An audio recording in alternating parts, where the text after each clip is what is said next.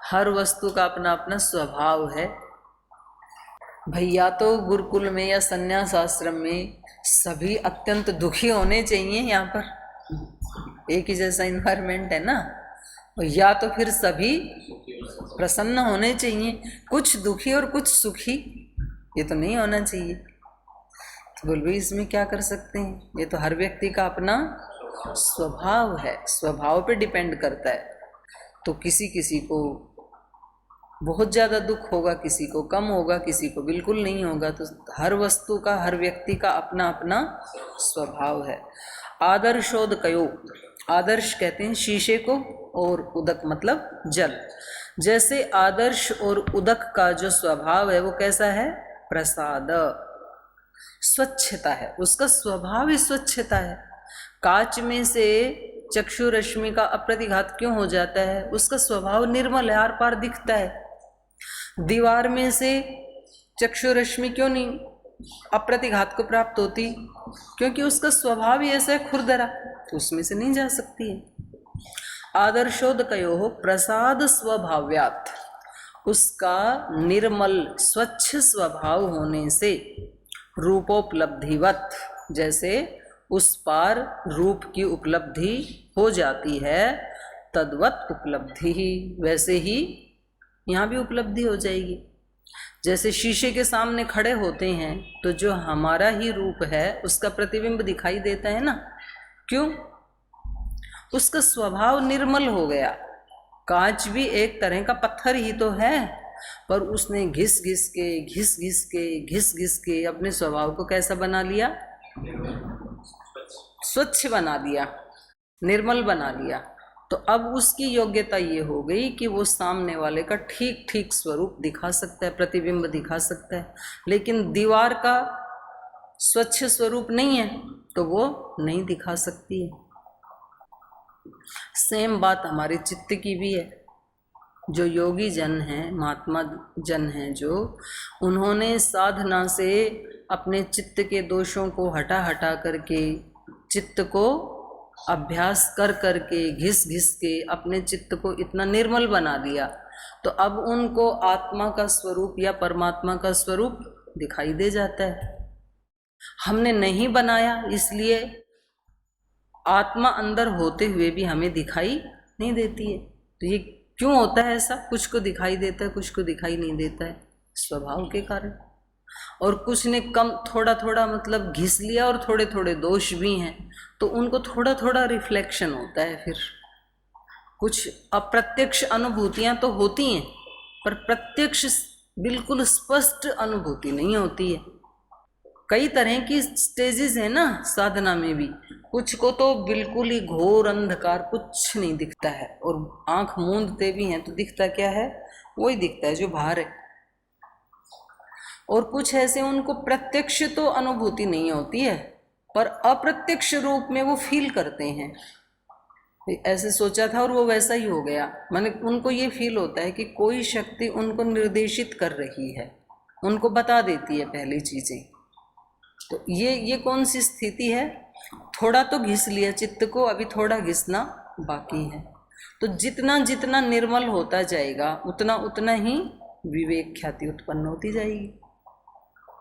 योगांग अनुष्ठानात्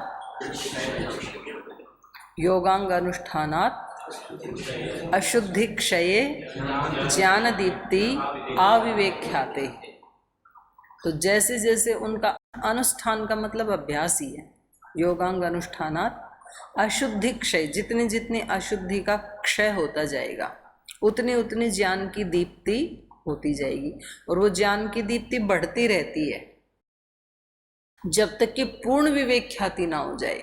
पूर्ण विवेक ख्याति तो मतलब बिल्कुल स्पष्ट दिखेगा योगी को, ये प्रकृति है, ये पुरुष है, ये संसार है, ये भागवत शक्ति है। उसको कोई भ्रम नहीं होता है, ना कोई प्रयास करना पड़ता है। जैसे साधक जो प्रारंभ में साधना कर रहा है उसको अपने मन को रोकने के लिए प्रयास करना पड़ता है। मन तो कहता है कि ऐसे कर, मन तो कहता है कि ये वस्तुएं खा, ये वस्तुएं पहन, इस स्थान में जा, उसको आकर्षण तो होता है, लेकिन वो अपने मन को रोकता है कि नहीं, ये तेरे लिए शुभ नहीं है, लेकिन जिसको विवेक ख्याति हो गई उसको कुछ नहीं करना, उसको नहीं रोकना पड़ता, उसको दिख रहा है ना स्पष्ट। जब आप छोटे बच्चे थे तो आपके जो प्लास्टिक के खिलौने थे उसको जब छीनते थे तो रोते थे ना, नहीं मैं तो रात को भी उसको, अपने गेंद को अपने पास ही लेके सोऊंगा, इस गुड़िया को तो मैं अपने पास ही लेके सोऊंगी, ऐसे बोलते हैं ना बच्चे। और अब जब आप बड़े हो गए तो उस गेंद को लेके सोते हो क्या? पता लग गया ना अब उसके महत्व का, मेरा क्या स्वरूप है, गुड़िया क्या। ये अलग बात है, कुछ कुछ बच्चे होते हैं जो ससुराल जाते समय भी गुड़िया को साथ ले जाती हैं, तो बड़े होके भी बच्चे ही रहते हैं तो समझ में आता है, अब उसको रखने में कोई दिक्कत नहीं है। तो ये हर वस्तु का, हर व्यक्ति का अपना अपना स्वभाव है, इसमें नियम क्या करेगा, इसी को आगे बता लें भाष्यकार। आदर्शोदकयोः प्रसादो रूप विशेष स्वधर्मो नियम दर्शनात्। ये कह रहे थे ना कि भाई कोई नियम बताओ, बोले नियम यहाँ पर स्वभाव ही है और कोई नियम नहीं है। जैसे आदर्शोदकयोः प्रसादः, शीशे का और जल का जो निर्मलता है, प्रसाद निर्मलता, उसी को कहा रूप विशेष। रूप विशेष कोई कहा स्वधर्म, ये सब का एक ही अर्थ है। आदर्श का और जल का जो अपना रूप विशेष है, जो उसका अपना स्वधर्म है, जो उसकी निर्मलता है, उसी का नियम देखा जाता है। प्रसादस्य वा स्वधर्मो रूपोपलम्भनम, बोले जो स्वच्छता है, प्रसाद जो है, प्रसादस्य उस स्वच्छता का स्वधर्म, उसका अपना जो धर्म है वो क्या है, रूपोपलम्भनम, रूप की उपलब्धि करवा देता है वो निर्मलता शीशे में। यथा, और जल में भी ऐसे ही, यदि स्वच्छ जल है और उसके सामने आप खड़े होते हैं तो रूप की उपलब्धि हो जाती है, प्रतिबिंब दिखाई देता है आपको। यथा आदर्श प्रतिहतस्य परावृत्तस्य नयन रश्मिः स्वेन मुखेन सन्निकर्षे सति स्वमुखोपलम्भनम प्रतिबिंब ग्रहणाख्यम आदर्श रूप अनुग्रहात् तन्निमित्तं भवति, आदर्श रूपोपघाते तद अभावात्। यथा, जैसे आदर्श प्रतिहतस्य, आदर्श के साथ जब हमारी चक्षु रश्मियां जाकर के टकराती हैं, और प्रतिहतस्य परावृत्तस्य, और फिर उनका परावर्तन होता है, किनका, नयन रश्मि ही, नयन रश्मियों का, चक्षु रश्मियों का आदर्श के साथ, शीशे के साथ जाकर के। देखो यहाँ पर आदर्श शब्द भी विचार करने योग्य है। आदर्श को आदर्श क्यों कहते हैं? आदर्श मतलब शीशा, तो शीशे को आदर्श क्यों कहते हैं? इसलिए कहते हैं जैसा है वैसा ही दिखाता है वो, ऐसा उसका स्वभाव है, वो भेद नहीं करता। बाहर कोई सुंदर रूप है तो सुंदर प्रतिबिंब आएगा, कुरूप है तो कुरूप आएगा, जैसा है, लाल है तो लाल आएगा, हरा है तो हरा, नीला है तो नीला, काला है तो काला, जैसा है वैसा ही दिखाना, उसको क्या कहेंगे, आदर्श। आदर्श पुरुष भी कैसे होते हैं? जैसा अंदर है वैसा ही बाहर दिखाते हैं, उनको आदर्श पुरुष कहते हैं। अंदर कुछ और है और बाहर कुछ और दिखा रहे हैं, उनको कुटिल व्यक्ति कहा जाता है, उनको आदर्श पुरुष नहीं कह सकते कभी भी। तो आदर्श व्यक्ति वही होते हैं जैसा अंदर है वैसा बाहर। अंदर प्रीति है तो प्रीति, अप्रीति है तो अप्रीति। यद्यपि आदर्श लोगों में तो होती नहीं है प्रीति अप्रीति, जब आदर्श ही बन जाते हैं तो वो फिर दिखावा नहीं करते हैं। तो इसलिए यहाँ इसको भी, जिसने घिस घिस के अपने स्वरूप को निर्मल कर लिया, उसको भी फिर आदर्श ही कह दिया जाता है संस्कृत में।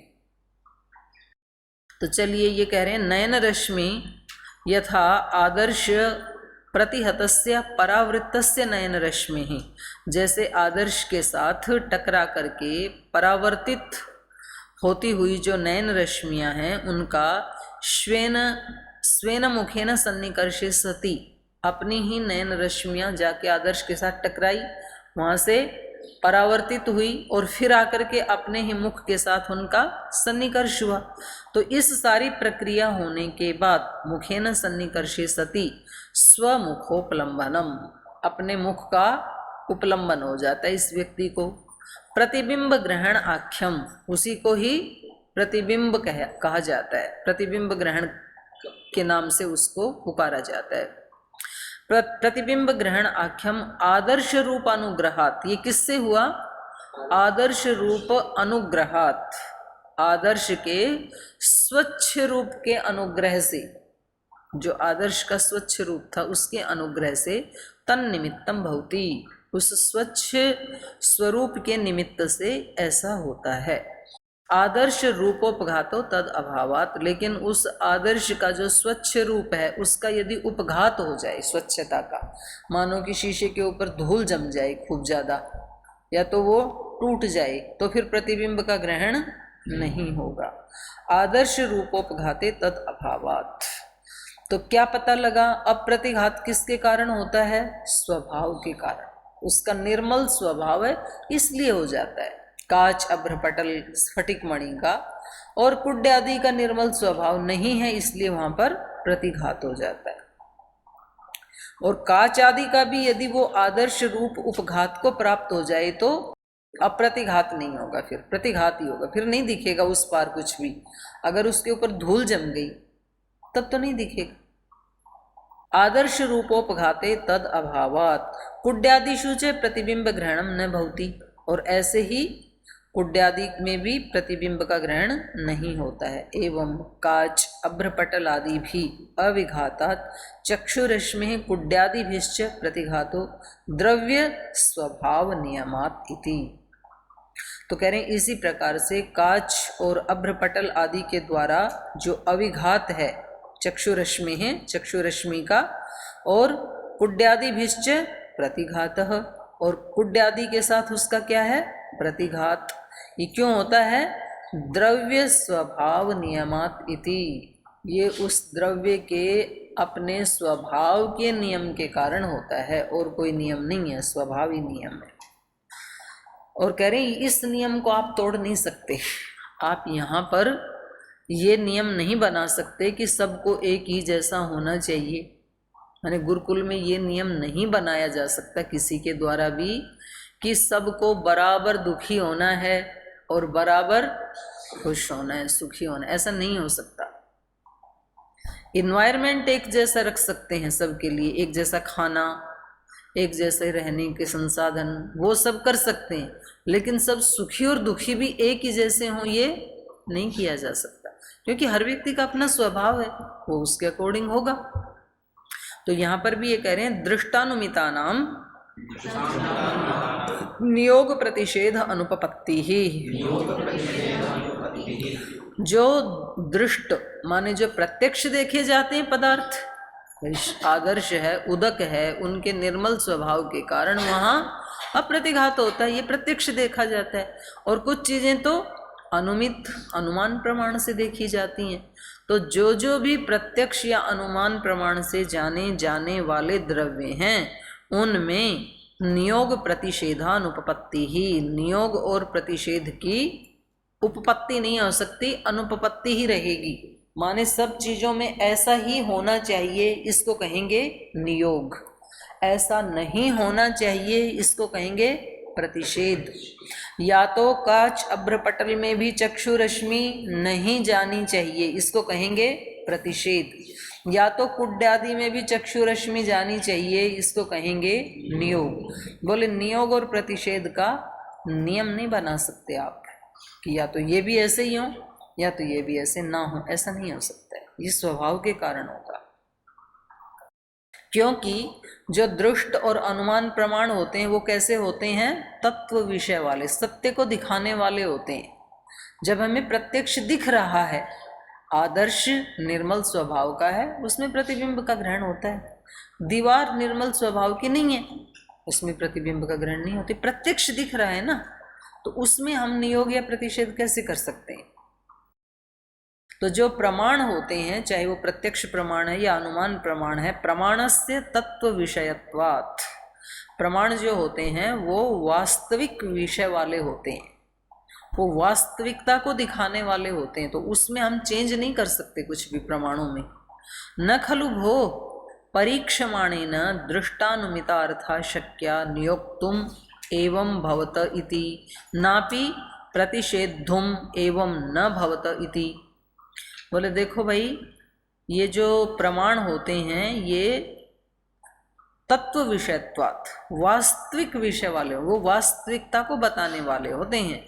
परीक्षमाणेन, ये जो परीक्षा करने वाला व्यक्ति है, इसके द्वारा दृष्टानुमिता अर्थः नियोक्तुम न शक्या, ये जो प्रमाणों से परीक्षा करने वाला व्यक्ति है, इसके द्वारा दृष्ट और अनुमित पदार्थों की नियुक्ति या प्रतिषेध नहीं किया जा सकता। उनका नियोग, उनकी नियुक्ति ऐसा ही होना चाहिए, ये वो नहीं कर सकता है परीक्षा करने वाला, या ऐसा नहीं होना चाहिए, ये भी वो नहीं कर सकता है। प्रमाण उसको दिखाएंगे ये ऐसा है, ये ऐसा है, इतनी ही अनुमति है। नापि नियोक्तुम एवं भवत इति, ऐसा होना चाहिए, और नापि प्रतिषेधुम, ना तो प्रतिषेध कर सकते हैं, ऐसा नहीं होना चाहिए। न ही इदम उपपद्यते, ऐसा नहीं हो सकता। रूपवत गंधो अपि चाक्षुषो भवतु इति, जैसे रूप चक्षु से दिखाई देता है तो गंध भी दिखनी चाहिए, ऐसा नहीं हो सकता क्योंकि वो उसका विषय ही नहीं है। या तो फिर गंधवत व रूपम चाक्षुषम महाभूत, या तो फिर गंध चक्षु का विषय नहीं है तो रूप भी चक्षु का विषय नहीं होना चाहिए। ऐसा परीक्षा करने वाला व्यक्ति नहीं कर सकता है। अग्नि प्रतिपत्तिवत धूमेन उदक प्रतिपत्ति अपि भवतु, जैसे धूम को देख करके अग्नि की प्रतिपत्ति होती है ना अनुमान प्रमाण में। पर्वत पे धूम दिख रहा है तो अनुमान प्रमाण से क्या पता लगेगा, अग्नि है वहां पर। तो जैसे धूम के द्वारा अग्नि की प्रतिपत्ति होती है, वैसे ही धूम के द्वारा जल की भी प्रतिपत्ति होनी चाहिए, ऐसा तो नहीं हो सकता ना। अग्नि प्रतिपत्तिवत धूमेन उदक प्रतिपत्तिरपि भवतु इति, या तो फिर उदक अप्रतिपत्तिवत्वा धूमेन अग्नि प्रतिपत्ति अपि मा भूतिति। यदि धूम से जल की प्रतिपत्ति नहीं होती है तो धूम से अग्नि की भी प्रतिपत्ति नहीं होनी चाहिए, या तो ये भी होना चाहिए या तो ये भी नहीं होना चाहिए। तो ऐसा निषेध या ऐसा नियोग आप नहीं कर सकते हैं। किम कारणम, क्यों नहीं करना चाहिए? यथा खलु अर्था भवन्ति ये एषाम स्वभाव स्वधर्म इति तथा भूता प्रमाणेन प्रतिपद्यन्ते इति। बोले हम चेंज या नियुक्ति नहीं कर सकते हैं। यथा खलु अर्था भवन्ति, जैसे पदार्थ होते हैं वैसे होते हैं। ये एषाम स्वभाव है, जो उनका अपना स्वभाव होता है, अपना स्वरूप होता है, स्वधर्म जैसा उनका अपना धर्म होता है। इति तथा भूता, वैसे होते हुए ही प्रमाणेन प्रतिपद्यन्ते, प्रमाण के द्वारा वो जाने जाते हैं। तथा भूत विषयकम ही प्रमाणम, क्योंकि प्रमाण तो कहते ही उसको हैं जो तथा भूत विषयक हो, वास्तविकता को दिखाने वाला, उसी को तो प्रमाण कहते हैं। तथा भूत विषय वाला ही तो होता है प्रमाण। इमौ खलु नियोग प्रतिषेधौ भवता देशितौ काच अभ्रपटल आदिवत कुड्यादि भी अप्रतिघातो भवति। कुड्यादिवत व काच अभ्रपटल आदि भी अप्रतिघातो मा भूत इति। तो बोले देखो ये जो आपने बताया ना, इमौ खलु नियोग प्रतिषेधौ भवता देशितौ, जो आपके द्वारा नियोग या प्रतिषेध का आदेश किया गया है, क्या कहा था इसने पूर्व पक्षी ने? या तो काच और अभ्रपटल आदि के समान, कुड्यादि भी अप्रतिघातो भवति, दीवार आदि में भी चक्षुरश्मि का अप्रतिघात होना चाहिए। या तो कुड्यादिवत, या तो दीवार आदि के समान, काच अभ्रपटल आदि भी अप्रतिघातो मा भूत। या तो फिर जैसे कुड्यादि में अप्रतिघात नहीं होता, प्रतिघात ही होता है, वैसे ही काच और अभ्रपटल आदि में भी अप्रतिघात नहीं होना चाहिए, प्रतिघात ही होना चाहिए। ये जो आपने कहा था ये उचित नहीं है। न दृष्टानुमिता खलु इमे द्रव्य धर्मा, ये जो द्रव्यों के धर्म हैं ये प्रत्यक्ष और अनुमान प्रमाण से जाने जाते हैं, उनको चेंज नहीं किए जाते।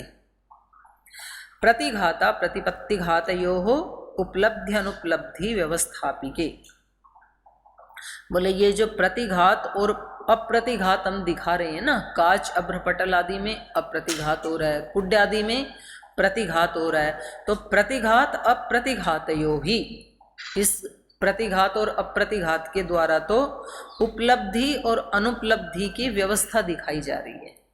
काच आदि में रूप की उपलब्धि हो जाएगी, कुड्ड आदि आने पर रूप की उपलब्धि नहीं होगी। बस प्रमाण इतना ही बताता है, वो नियम नहीं बनाता है।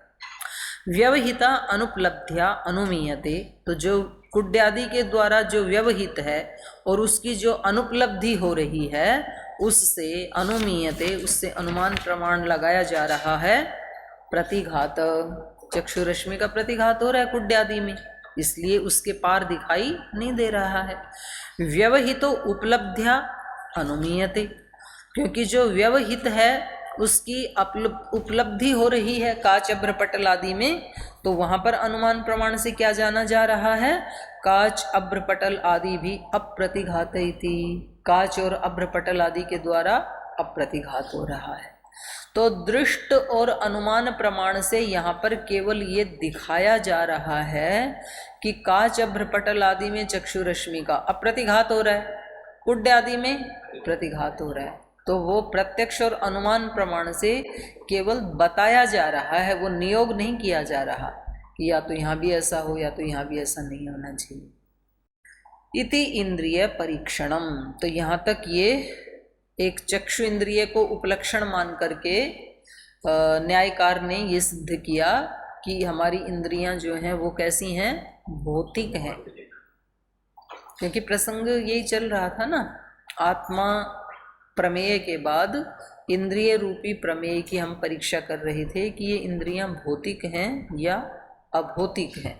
तो इंद्रियां भौतिक हैं और इंद्रियां प्राप्यकारी हैं, ये भी प्रश्न बनता है। कल बताया था ना मैंने, इंद्रियां प्राप्यकारी हैं या अप्राप्यकारी हैं, प्राप्यकारी हैं न्याय की दृष्टि में, और इसके फिर आपको प्रमाण देने पड़ेंगे।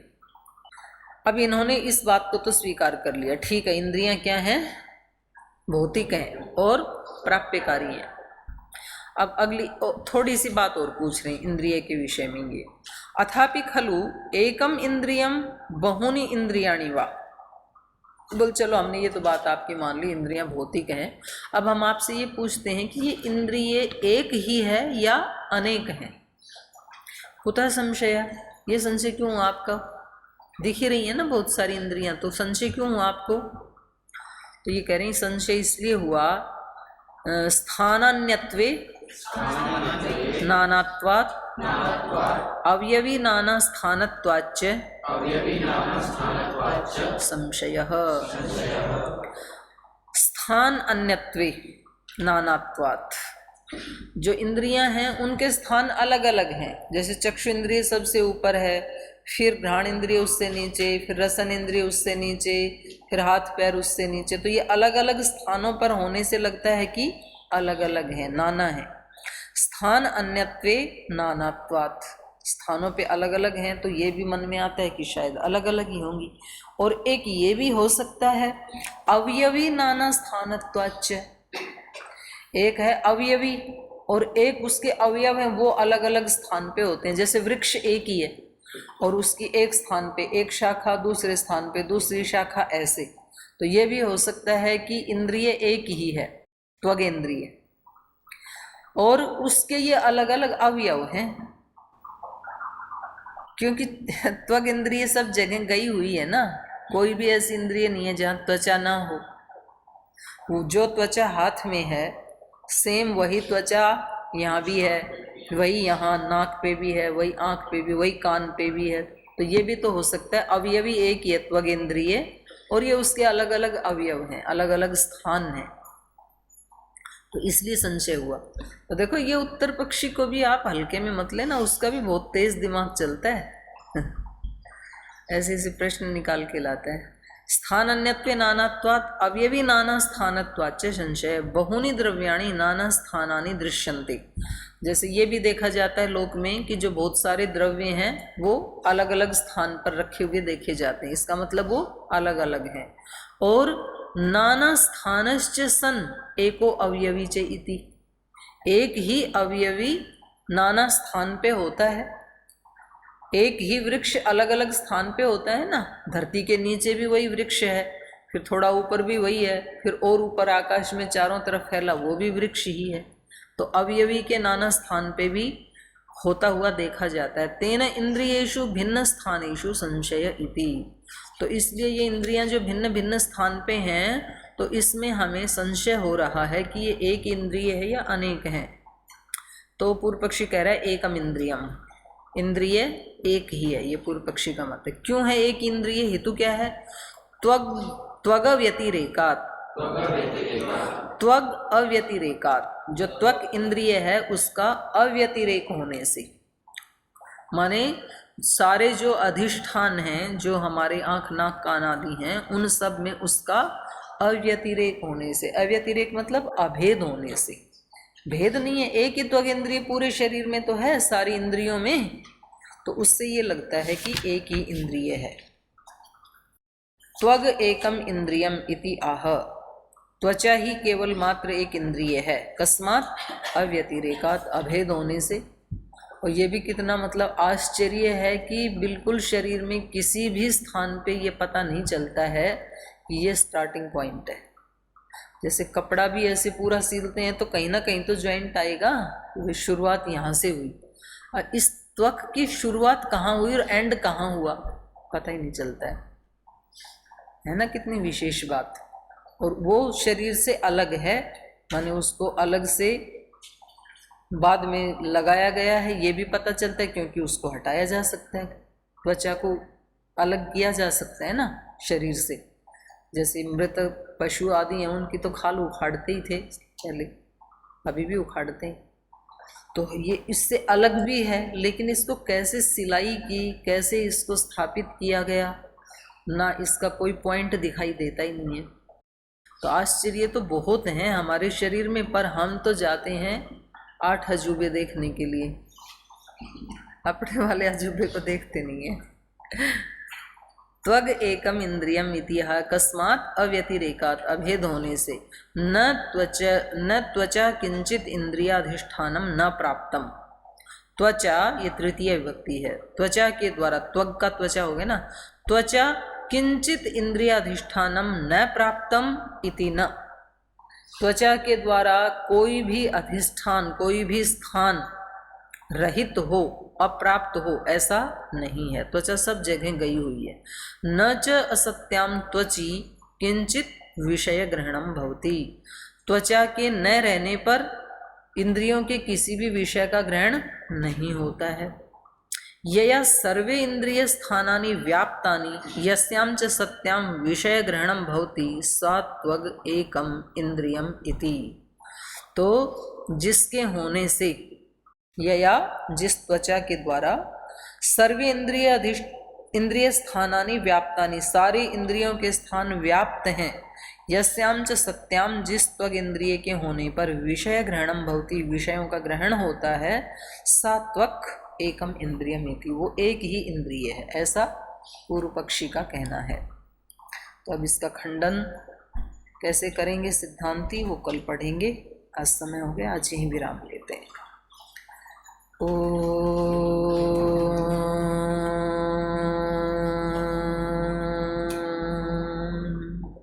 शांति शांति शांति। श्री गुरुभ्यो नमः।